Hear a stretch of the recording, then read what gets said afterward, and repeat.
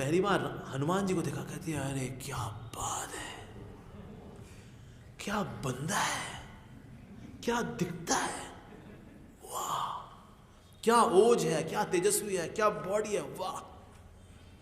तो इनके रूप के प्रति मोहित हो गई वो, ये जलपरी। तो हनुमान जी ने कहा पहले मुझसे युद्ध कर। कहते हाँ बिल्कुल युद्ध करूंगी।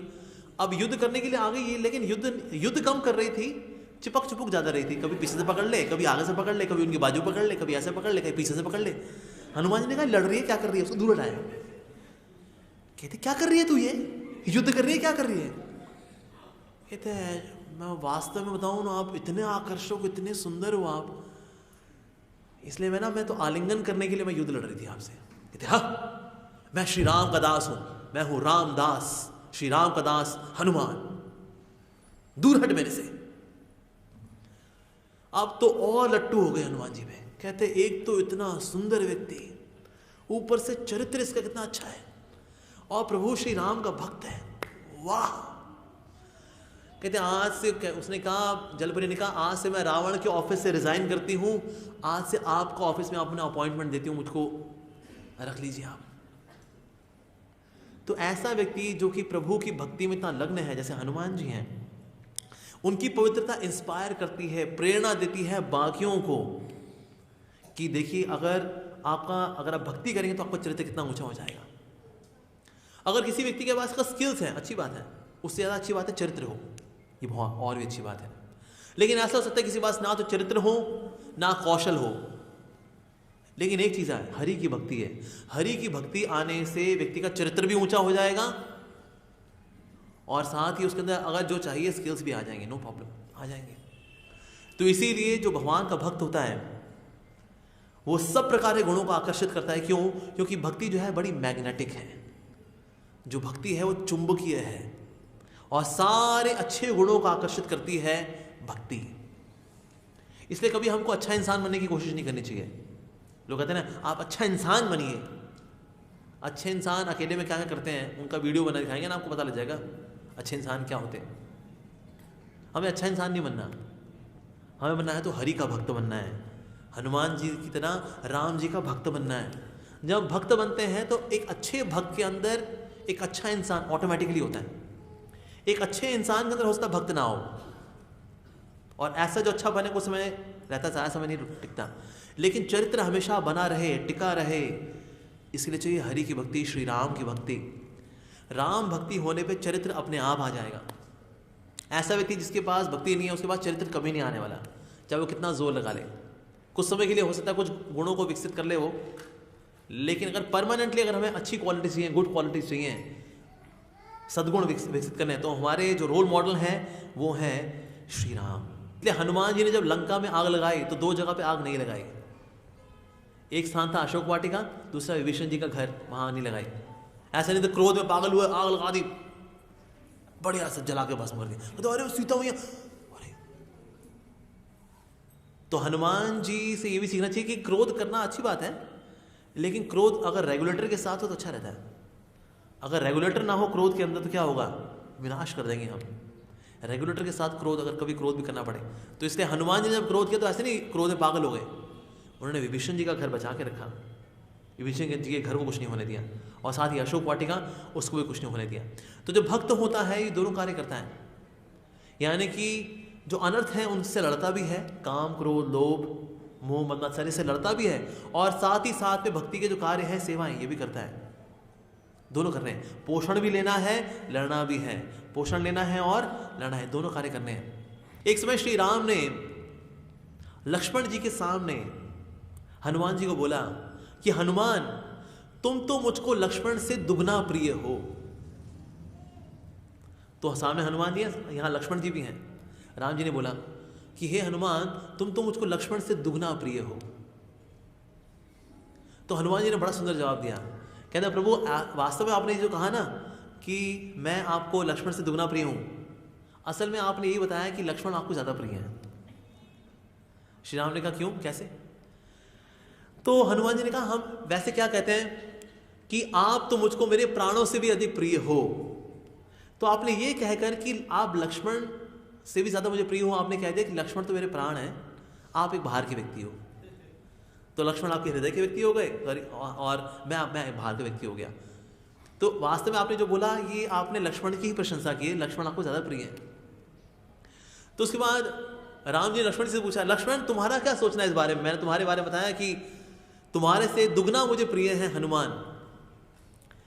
तो लक्ष्मण जी ने क्या कहा? लक्ष्मण जी ने कहा, प्रभु आपने बिल्कुल सही कहा। मैं 25 साल मैं सीता मैया के साथ रहा, लेकिन मैंने सीता मैया का विश्वास नहीं जीत पाया कि जब आपने पुकारा मेरे को और लक्ष्मण जी से सीता जी ने बोला कि जाओ, मेरे प्रभु श्री राम जो हैं वो कष्ट में है, जाओ ना आप। तो उस वक्त तो लक्ष्मण जी के चरित्र के ऊपर भी डाउट कर दिया सीता मैया ने कि 25 साल लगे, लेकिन फिर भी मैं सीता मैया के विश्वास को नहीं जीत पाया। लेकिन हनुमान जी ने कुछ ही क्षणों में सीता मैया का विश्वास जीत लिया। तो वास्तव में हनुमान श्रेष्ठ हैं, क्योंकि उन्होंने सीता मैया का विश्वास इतनी जल्दी जीत लिया। मैं तो 25 साल में जीत नहीं पाया। और दूसरी बात यह है कि मैं लक्ष्मण हूं, आध्यात्मिक जगत में मैं अनंत शेष हूं। अनंत शेष क्या करते हैं? भगवान को धारण करते हैं, अनंत शेष। लेकिन हनुमान इतने महान हैं कि ये एक कंधे पे आपको रखते हैं, एक कंधे पे मेरे को रखते हैं। यानी कि आपको धारण करने वालों को भी इन्होंने धारण किया हुआ है, और प्रभु जिनको मैंने धारण किया उनको भी धारण किया हुआ है। तो इसीलिए निश्चित रूप से अगर ये आपको दुगना प्रिय हैं, निश्चित रूप से अब ये बहुत ही उत्तम बात है। तो आपने बिल्कुल सही कहा। तो जो भगवान का भक्त होगा वो दूसरे भक्त की प्रशंसा होते हुए खुश होगा, और जो कमजोर भक्त होगा वो दूसरे की प्रशंसा सुनकर के अरे उनकी बड़ी तारीफें हो रही हैं, ऐसा कर दिया उसने कौन से झंडे गाड़ दिए, तो हम क्या यहाँ पर घास काटने के लिए आए हैं? हाँ, नहीं तो उनकी तारीफें किए जाओ, ऐसे की तैसे। ये भक्त है नहीं? तो उनको तो आपने वीआईपी कार्ड दे दिया, हमको तो वीआईपी कार्ड भी ले नहीं, हम तो इतनी सेवाएं करते हैं, कहाँ है VIP card? Very insignificant person बना के रखा है हमको वीआईपी, नहीं आएंगे वास्तव मंदिर में। तो क्या ये भक्त है? क्या ये भक्त है?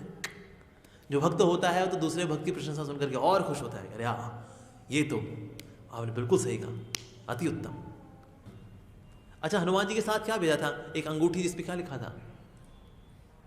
राम। तो प्रभु जो है गुरु के माध्यम से संसार में हमारे पास भेजेंगे क्या? अपना नाम, हरि का नाम, राम का नाम, कृष्ण का नाम। ये नाम ही वास्तव में ये भगवान के ट्रेजर हाउस में उनकी जो खजाना है, उस खजाने में सबसे कीमती चीज़ जो चीज़ है वो भगवान का नाम ही है। तो सारे समुद्र को पार करके हनुमान जी पहुंचे हैं लंका में, और अपने साथ क्या लेकर क्या है? श्री राम का नाम। तो छुपे हुए थे और सीता मैया को देख रहे थे हनुमान जी। जब सीता मैया से मिले हैं तो सीता मैया को देख रहे हैं कि सीता मैया जो है कितनी सुंदर है और कितनी विलक्षण है वो वास्तव में। लेकिन सीता मैया के सामने भी तो आना बहुत ज़रूरी है। तो सीता मैया के सामने आए तो छोटे रूप में आए ताकि किसी को दिख ना जाए, तो छोटे रूप में आए। तो सीता मैया ने पहले डाउट किया, कहते पता नहीं ये कौन आ गया, कहीं ये रावण ही तो नहीं है। लेकिन उन्होंने दिखाया नहीं मैं रावण नहीं, मैं तो श्री राम का भक्त हूँ, मैं तो हनुमान हूँ। कहते क्या सबूत है? तो उन्होंने कहा ठीक है मैं अभी बताता हूँ क्या सबूत है। तो उन्होंने राम का नाम लिया, राम राम राम राम राम राम राम राम राम राम राम। तो सीता मैया को ये विश्वास हो गया कि राक्षस तो हरगिज नहीं हो सकता, क्योंकि राक्षस श्री राम का नाम इतना नहीं ले सकता। सिर्फ हरि का भक्ति हरि का नाम ले पाता है, राक्षस लोग नहीं ले पाते। जितनी राक्षसी प्रवृत्ति होगी उतना हम राम का नाम, भगवान का नाम नहीं ले पाएंगे। इसे क्या बोलना पड़ता है, बोलिए बोलिए मुंह खोलिए।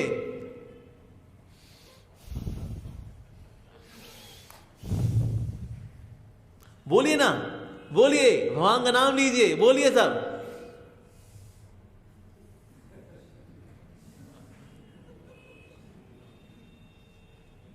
चुगली करिए, कहता अभी करते हैं, लेकिन भगवान का नाम नहीं ले पाते। तो सीता मैया ने जब देखा कि हनुमान ने इस तरह से राम का नाम लिया, तो असली प्रमाणिक गुरु कौन होगा? जो कि भगवान का नाम देगा आपको। जो ये क्रिया वो क्रिया कुंडलिनी ये फलानी ढिमकानी जो दे रहा होगा, धोखेबाज है वो। वही गुरु प्रमाणिक है जो क्या दे? राम का नाम, और जिसके हृदय में राम बसते हो, जिसका भजन हो राम नाम, वो हनुमान जी। तो इस प्रकार से जब हनुमान जी से राम नाम सुना तो पता लगे कि हाँ राम जी के भक्त हैं, और इतने बड़े भी हो गए हनुमान जी। तो पहले सीता मैया पूछ रही थी, कहते सीता मैया ने कहा कि हनुमान से कि हनुमान मतलब तुम्हारा वास्तविक साइज क्या है? मतलब ये छोटा वाला साइज है वो बड़ा वाला साइज? तो हनुमान जी ने बड़ा अच्छा जवाब दिया। हनुमान जी ने कहा वैसे मेरा वास्तविक जो साइज है बहुत छोटा है, लेकिन मैं प्रभु की सेवा के लिए ना कोई भी साइज ले लेता हूं। भगवान का भक्त क्या मानता है, मैं तो प्रभु का तुच्छ सेवक हूं, लेकिन हाँ उनकी सेवा के लिए मैं किसी भी एक्सटेंट तक जा सकता हूं। ऐसा नहीं कि मैं छोटा हूं, मैं क्या सेवा करूंगा जी, तो क्या करूं, कंबल ओढ़ के सो जाऊं? नहीं। तो बड़ा सुंदर जवाब दिया हनुमान जी ने सीता मैया को कि मेरा वास्तविक जो साइज है वो तो बहुत छोटा है, मैं बड़ा तुच्छ हूं, लेकिन मैं प्रभु की सेवा के लिए मैं कोई भी साइज ले लेता हूं। यानी प्रभु की सेवा के लिए भक्त जो होता है वो किसी भी हद तक जा सकता है। तो ये भक्त का गुण होता है। तो भगवान श्री राम के बारे में जब इस प्रकार सुना, और फिर उन्होंने क्या दिया सीता मैया को, अंगूठी जिसमें था राम नाम। तो जो गुरु आएंगे तो गुरु हमारे जीवन में क्या देंगे, प्रभु का नाम देंगे। तो जो गुरु भगवान का नाम दे वास्तव में वही प्रमाणिक है। और हनुमान जी की भक्ति इतनी अद्भुत है वास्तव में। हनुमान जी और लक्ष्मण जी दोनों के दोनों बड़े अद्भुत भक्त हैं। लक्ष्मण जी वैसे गृहस्थ हैं और जो हनुमान जी हैं वो ब्रह्मचारी हैं, राइट। जब सीता मैया का हरण हुआ था, तो सीता मैया जब हरण हुआ तो पूछा कि तो कुछ जगह पे सीता मैया के कंगन भी थे, कुंडल भी थे, उनकी नथनी भी थी, गिरे हुए थे। तो लक्ष्मण जी से पूछा गया, लक्ष्मण जी पहचानते हैं आप, ये सीता मैया का है क्या? लक्ष्मण जी ने कहा एक्चुअली ना मैंने ना सीता मैया को ना कभी चरणों से ऊपर देखा ही नहीं, तो इसने ना कंगन और ये ना मैं पहचान नहीं पाऊंगा। गृहस्थ है लेकिन रहते क्या है, पवित्रता की तरह रहते हैं, ब्रह्मचारी की तरह रहते हैं। इन द सेंस बाकी जो स्त्रियां हैं उनको माता के समान देखते, कहते मेरी माँ है, माँ के चरणों के ऊपर देखते नहीं ना, तो इसलिए मैं तो उससे चरणों तक ही देखा है मैंने, तो इसलिए मैं कंगन नहीं पहचान सकता, मैं उनकी कुंडल नहीं पहचान सकता। तो ये पवित्रता है लक्ष्मण जी की। और दूसरी तरफ हनुमान जी हैं जो कि ब्रह्मचारी हैं, लेकिन जब लंका में गए तो लंका में पहचान रहे कि सीता मैया कहाँ होंगी, महलों में, यहाँ वहाँ सब जगह देख रहे हैं हनुमान जी। कुछ स्त्रियों को पलटते भी हैं, कहते नहीं ये नहीं हो सकती। कुछ जगह देखा कि स्त्रियां पड़ी हुई हैं महल में, अर्धनग्न पड़ी हुई हैं, कहते नहीं ये नहीं हो सकती। जब मंदोदरी को देखा, कहते ये लगती है सीता, इतनी सुंदर, इतनी विलक्षण, ये सीता होनी चाहिए। लेकिन जब ध्यान से देखा, कहते हैं नहीं, इसमें कुछ दोष है, सीता मैया के अंदर कोई दोष नहीं हो सकता, इसलिए ये होगी कोई बहुत अच्छी स्त्री होगी, लेकिन लेकिन सीता नहीं हो सकती। लेकिन ब्रह्मचारी ऐसे माताओं को देखे, अगर ये है कि ये ठीक है, नहीं है, वो है कि ये तो बड़ी अजीबोगरीब बात है। तो ब्रह्मचारी है वो स्त्रियों को देख रहा है, और ये जगह है गृहस्थ है, वो कहता है जी मैं तो चरणों से ऊपर देखा नहीं। अगर ऑपोजिट बिहेवियर होता तो हम कहते हैं हाँ देखो ये ब्रह्मचारी है, ये अच्छा गृहस्थ है। लेकिन भगवान की सेवा हेतु व्यक्ति अपने आश्रम को नहीं देखता, भगवान की सेवा हेतु सिर्फ। लेकिन जहां तक रिस्पेक्ट की बात है, लक्ष्मण जी इतना उत्तम उदाहरण है कि सीता मैया को तो माँ के रूप में देखते हैं, माता के रूप में देखते हैं, तो चरणों के ऊपर देखा ही नहीं। तो गृहस्थ होते हुए भी व्यक्ति को ये नहीं सोचना चाहिए देखिए हम तो गृहस्थ हैं, हम तो ताकाझाकी कर सकते हैं। नहीं, लक्ष्मण जी उदाहरण है। लक्ष्मण जी ने कभी चरणों से ऊपर देखा नहीं। और जो ब्रह्मचारी है उसको नहीं सोचना चाहिए मैं नहीं जाऊंगा जी बाहर, ये स्त्रियां क्या, ये तो नर्क का द्वार है, तो मैं तो ब्रह्मचारी। अच्छा, तो ऐसी भावना रखने वाला ब्रह्मचारी ज़्यादा टिकता नहीं है। क्यों? क्योंकि ये तो भगवान के भक्त हैं सारे। जो स्त्रियों से द्वेष करता है, निश्चित रूप से भगवान माताओं से डिस्टेंस रखता है as a matter of respect, लेकिन ऐसा नहीं कि उनसे घृणा भी करता है, ऐसा नहीं करता जो ब्रह्मचारी होगा। तो भगवान की सेवा हेतु भक्त जो है आश्रम नहीं देखता, आश्रम के परे भी अगर कुछ करना हो तो करने के लिए तैयार रहता है वो, लेकिन अपनी मर्यादा का पालन करता है वो। तो ये उदाहरण आता है हनुमान जी का और लक्ष्मण जी का।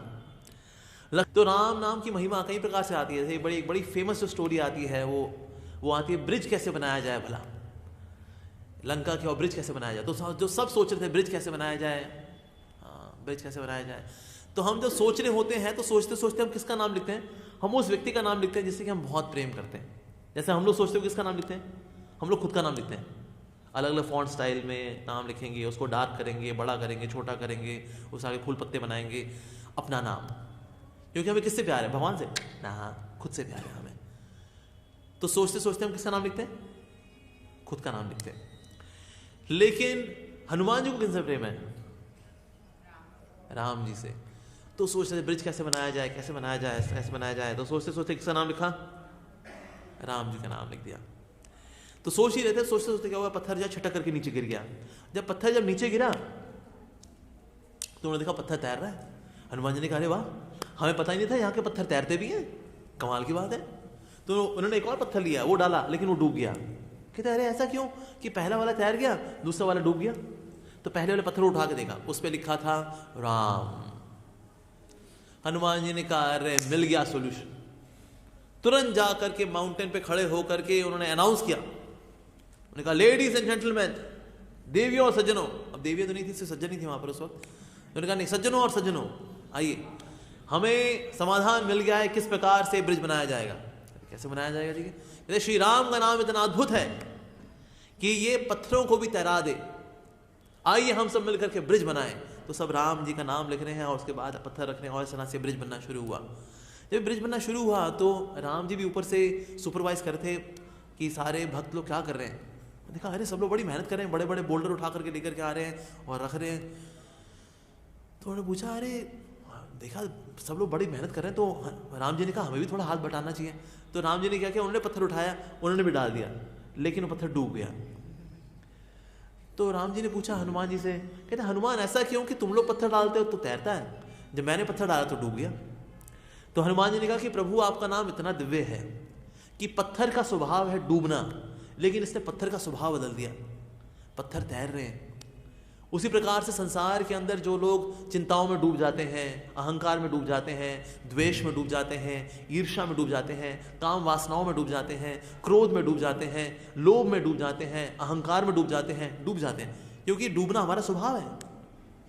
लेकिन आपका नाम ऐसा दिव्य है कि अगर किसी के पास आपका नाम हो तो उसका स्वभाव बदल देगा। जिसका स्वभाव है डूबना, चिंताओं में डूबना, एंग्जाइटीज में डूबना, उसका स्वभाव बदल जाएगा, वो तैरेगा। ये आपके नाम का अद्भुत स्वभाव है कि हमारे डूबते हुए स्वभाव को बचा ले और हम लोग तैरेंगे, डूबेंगे नहीं। ये आपका नाम की महिमा है। और प्रभु आप जब पत्थर फेंकते हैं या स्टोन फेंकते हैं, शिला फेंकते हैं, तो डूब इसलिए जाता है क्योंकि जिसको आपने फेंक दिया वो तो डूबेगा ही डूबेगा। जिसको श्री राम ने त्याग दिया वो तो डूबेगा ही डूबेगा। तो इसलिए हमें भगवान से ही प्रार्थना करनी चाहिए कि प्रभु आपको दंड देना है ना, हमें दंड दो, लेकिन हमें त्यागना नहीं। Oh my lord never ever abandon me, punish me if you want to punish me. आप मेरे को दंड दो, लेकिन आप मुझे त्यागना नहीं। अगर प्रभु ने हमें त्याग दिया हम कहाँ जाएंगे? तो जिसे प्रभु ने त्याग दिया वो तो डूबेगा ही डूबेगा। जैसे कि एक बार हनुमान जी गए श्री राम के पास और नारद मुनि ने चर्चा की। नारद मुनि ने कहा कि मैंने सुना है कि श्री राम के पास एक डायरी है और उस डायरी में ना उन्होंने लिखा हुआ है कि कौन से भक्त हैं जो कि श्री राम को सबसे अधिक याद करते हैं, वो डायरी है उनके पास। कहते हैं अच्छा। तो वो डायरी देखने के लिए गए भगवान के पास हनुमान जी। तो उनको लगा शायद इसमें मेरा कहीं नाम हो, शायद ना भी हो, पता नहीं, देखते हैं डायरी देखते हैं। तो डायरी जब उन्हें खोल के देखी तो उसमें ना, कहते हैं इसमें मेरा नाम तो है ही नहीं। कहते अच्छा ओके। तो श्री राम ने कहा क्या वो हनुमान क्या देख रहे हो? कहते हैं मैं ये डायरी देख रहा था आपकी। हाँ अच्छी है। कहते हैं अपना नाम देख रहे हो ना इसके अंदर? कहते हैं हाँ ये डायरी, हाँ मैं इसमें ये देख रहा था मेरा नाम है कि नहीं है। भगवान ने कहा वो डायरी वो है वास्तव में जो भक्त मुझे बहुत याद करते हैं, तो ये वो वाली डायरी है। मेरे पास ना एक और डायरी भी है। भगवान ने ना अपने पल्लू में से छोटी सी एक डायरी निकाली। कहते हैं मेरे पास ये बड़ी बड़ी गोपनीय डायरी है। कहते हैं प्रभु ये कौन सी डायरी है? तो भगवान ने कहा ये वो डायरी है जिनको मैं याद करता हूँ। इसमें देखना चाहोगे? उसमें कोई देखना चाहो? उसमें पहला नाम था हनुमान जी का। तो हनुमान जी को जो है स्वयं प्रभु याद करते हैं, क्योंकि हनुमान जी का भजन इतना घना है वास्तव में। तो जो बड़े करीबी होते हैं वो कृपा भी खूब मिलती है उनको, लेकिन जो करीबी होते हैं उनको परीक्षाएं भी खूब देनी पड़ती हैं। लेकिन परीक्षाएं जब होती हैं तो भगवान ये शक्ति भी देते हैं कि उन परीक्षाओं को हम पार कर सकें। लेकिन भगवान जिनकी परीक्षा लेते हैं ये बड़ी ऊंची स्थिति होती है वास्तव में। जैसे कि हनुमान जी हैं, हमेशा राम नाम भजन करते हैं। एक समय नारद मुनि ने पूछा भगवान से, प्रभु आपका भजन सबसे अच्छे तरीके से कौन करता है? तो भगवान ने कहा कि हनुमान जो है ना, सबसे ज्यादा निष्ठावान होकर के, श्रद्धावान होकर, प्रीतिपूर्वक जो मेरा भजन करता है वो हनुमान उसका उत्तम उदाहरण है। तो हनुमान जी से भजन सुनने के लिए नारद मुनि पहुंच गया हनुमान जी के पास और उन्हें रिक्वेस्ट की कि हे हनुमान जी, मैंने सुना है कि आपके ऐसा भजन करने वाला कोई नहीं है, आपके द्वारा मुझे भजन सुनना है। तो जब श्री राम का गुणगान करने लगे हनुमान जी, तो गुणगान इतना मधुर था श्री राम का कि नारद मुनि की वीणा उनके हाथ से फिसल गई और वीणा पड़ी हुई है और वो जो है वहां स्तब्ध हो गए। इतना अद्भुत भजन किया, कीर्तन किया भगवान के नाम का हनुमान जी ने। वो इतना मधुर था, इतना इंटेंस था, इतना प्रेम भरा था कि आसपास जो पत्थर थे वो पिघलने लगे। और क्योंकि पत्थर पिघलने लगे तो उनमें जो नारद मुनि की वीणा थी वो भी उसमें डूबने लगी, क्योंकि अगर कोई चीज़ तरल हो जाए तो उसमें वीणा फिर डूबने लगेगी, तो वीणा उसमें डूबने लगी। और इस प्रकार से भजन करते करते उन्होंने भजन जब समाप्त किया तो नारद मुनि जो है अब होश में आए। इतना अद्भुत, इतने प्रेम से, इतने हृदय से भजन करना, ये आपकी ही विशेषता है हनुमान जी, अद्भुत है, अद्भुत। तो जब वो वहां से जब जाने लगे तो मैंने कहा अरे मेरी वीणा कहाँ है, वीणा कहाँ है। अब क्योंकि भजन रुक गया था तो रॉक्स भी जम गई थी वापस, तो वीणा जो है अब रॉक्स में फंस गई। अब रॉक्स पिघली थी, पत्थर पिघले थे, उनमें वीणा चली गई थी, अब रॉक्स फिर से पथरीली हो गई थी, तो अब वीणा उसमें फंस गया। अब उसको निकाले, कैसे निकाले? उन्होंने कहा हनुमान मेरी रिक्वेस्ट है, अब थोड़ा भजन एक बार फिर से कर दो ताकि मैं वीणा अपनी निकाल सकूं। हनुमान जी ने कहा मैं तो नहीं करूंगा।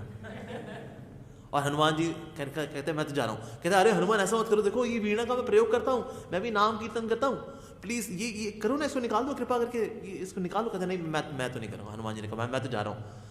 कहते अरे क्या करने, मैं जा रहा हूँ। और वहां से हनुमान जी चल पड़े, उनके पीछे पीछे नारद मुनि है। हनुमान जी आगे आगे उड़ रहे हैं, पीछे पीछे नारद मुनि आ रहे हैं। हनुमान ऐसा मत करो, मेरी वीणा फंस गई है। नारद मुनि बजाए वीणा, राधिका रमन नाम है, अरे ऐसा मत करो। और हनुमान जी सारे एरिया में उड़ रहे हैं, उनके पीछे पीछे नारद मुनि। उन्होंने कहा आप ऐसा क्यों कर रहे हो? फाइनली उस जगह पर पहुंचे और फिर से हनुमान जी ने भजन किया और वीणा निकाल करके उनको दे दी। तो नारद मुनि ने पूछा आपने ऐसा क्यों किया? अगर आपको देनी थी उसी वक्त ऐसा करते, मेरे साथ ऐसा खेल क्यों खेला आपने? तो हनुमान जी ने कहा कि अगर आपने राम नाम सुना, राइट, और आपका श्री राम के नाम में इतनी निष्ठा है, तो मैं चाहता था ऐसे भक्त की चरण धूलि तो इस सारे एरिया में पड़नी चाहिए। तो मैंने क्या किया, कुछ समय के लिए मैं आपको घुमा दिया ताकि आपके चरणों की धूलि जो है यहाँ वहाँ गिर जाए तो ये स्थान पावन हो जाए। लेकिन हनुमान जी ने कहा, नारद मुनि ने कहा कि ये स्थान पावन है, पहले से ही पावन है, क्योंकि आपके ऐसे भक्त यहाँ पर श्री राम के नाम का भजन कर रहे हैं, इसीलिए। तो राम नाम भजन के बड़े उत्तम उदाहरण हैं हनुमान जी।